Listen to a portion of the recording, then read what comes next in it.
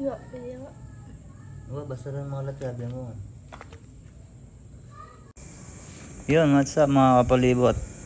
Ito, kukuha tayong pangulam dito sa aming barangay. Dito sa Saplad David. Yan, gabi tayo kukuha ng pangulam. Mangunguryente tayo. Set up lang natin yung ating kuryente.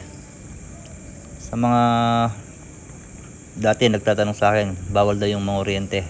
Opo, bawal po yung manguryente sa ibang lugar. Pero po dito sa amin, okay naman po yung pangunguryente dito dahil tradisyon na namin to.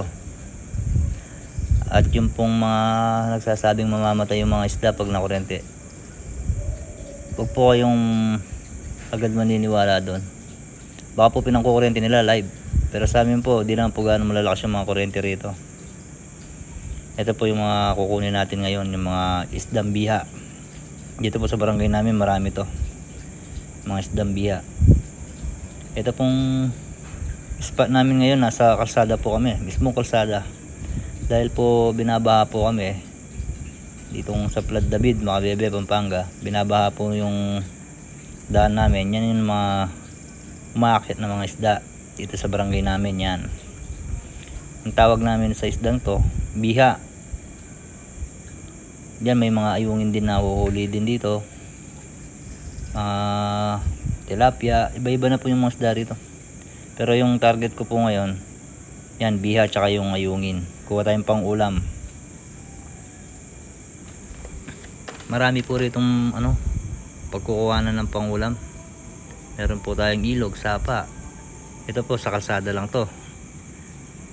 Ayan po yung mga ayungin. Yan ang masarap sa paksiw, ayungin tsaka mga biha na yan. Ito po yung tradisyon namin dito.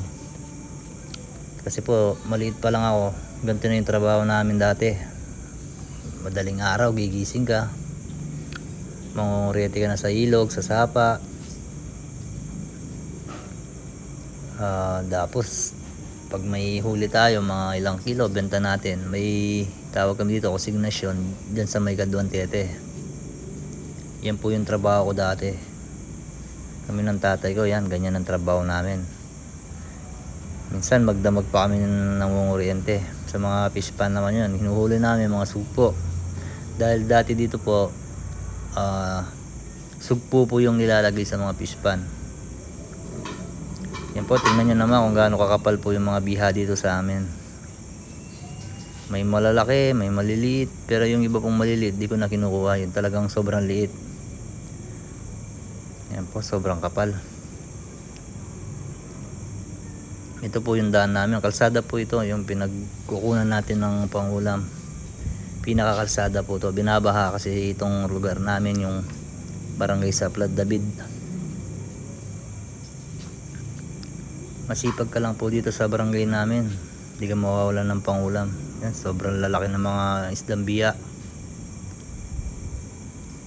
Yan, mga ayungin, yan ang pinakamasarap na isda dito sa aming barangay, ayungin. Sobrang kapal din po ng mga tilapia rito. Kaso po maliliit.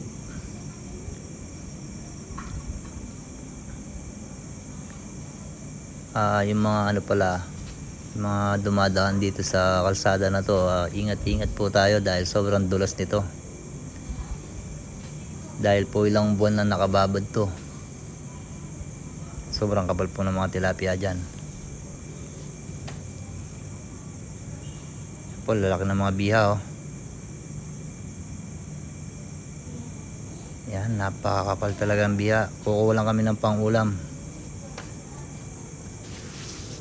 Meron naman po nahuhuling maliliit. Pero hindi naman po masasayang yung maliliit na yan. Dahil ipapamahagi natin yan sa mga kapitbahay natin dito. Yan po. Pero yung iba po dyan, napakalalaki. Good size talaga. Yan po, pag sa tubigan talaga, sipag ka lang, marami kang mahuhuling pangulam. Dami talagang biha ngayon. Mga isang buwan pa siguro lilitaw na yung daan namin na to pag nag low tide na talaga. Sa ngayon dapat magpapasko, nakalitaw na to kaso aabutan pa ata tayo ng Pasko. bago maalis yung tubig. Yan ang kapal po talaga ng mga ano dito ngayon, no? Biha.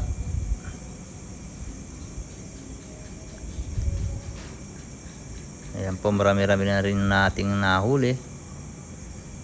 Kapal. Itong biha na to masarap to sa ano, paksiw, tsaka yung maliliit yung nilalagyan ng harina, napakasarap nun. Tapos pirito mo ng malutong.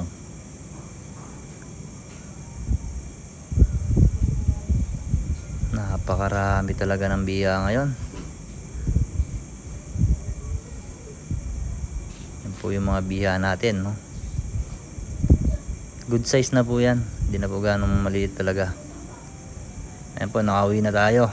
Mamaya po magluluto tayo nitong mga yungin at saka itong malalaking biya. Alright. Yan po, maraming salamat sa mga nanonood sa atin. Wag po sana kayo magsawa